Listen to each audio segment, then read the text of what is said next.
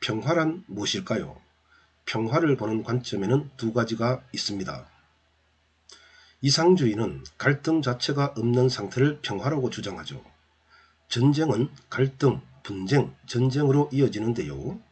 이상주의는 갈등, 분쟁, 전쟁의 모든 기간을 전쟁으로 보기 때문에 인류의 역사 대부분이 전쟁 기간이고 평화는 순간에 지나지 않을 정도로 짧다고 봅니다. 현실주의는 전쟁이 없는 상태를 평화라고 합니다. 갈등과 분쟁이 전쟁으로 상승하지 않으면 갈등과 분쟁 기간을 평화로 본다는 의미입니다.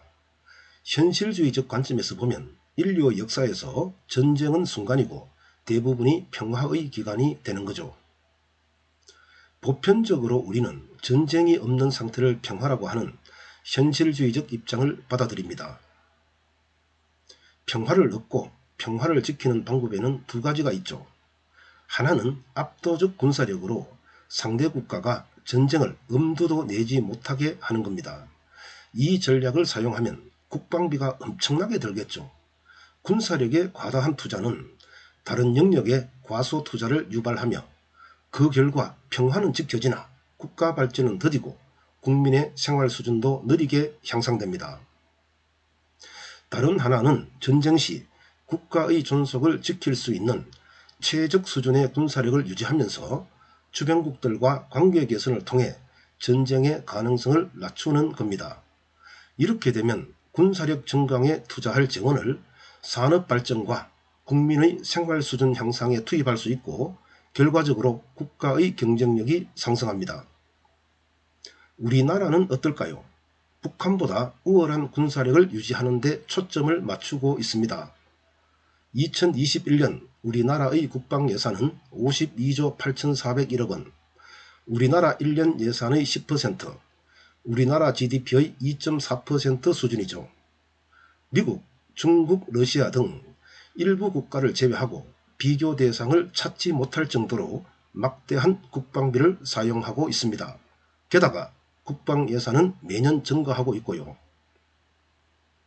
남북 관계에서 평화, 확실한 군사적 우위를 가지는 데 매몰되면요. 국방비를 계속 늘려야 하므로 다른 영역에 대한 투자가 줄어들어 산업 발전과 국민 복지가 더디게 성장할 수 있습니다. 게다가 계속되는 군사력 증강은 북한의 군비 증가로 이어져 대립 관계가 격화될 수 있죠. 남북 관계 평범함을 넘어 동반자적 사이가 된다면 과다한 국방비를 줄일 수 있고요. 나머지 재원을 다른 산업이나 국민 복지에 사용할 수 있겠죠.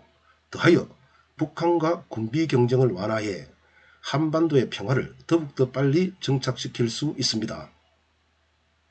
평화는 군사력만으로 지켜지는 게 아닙니다.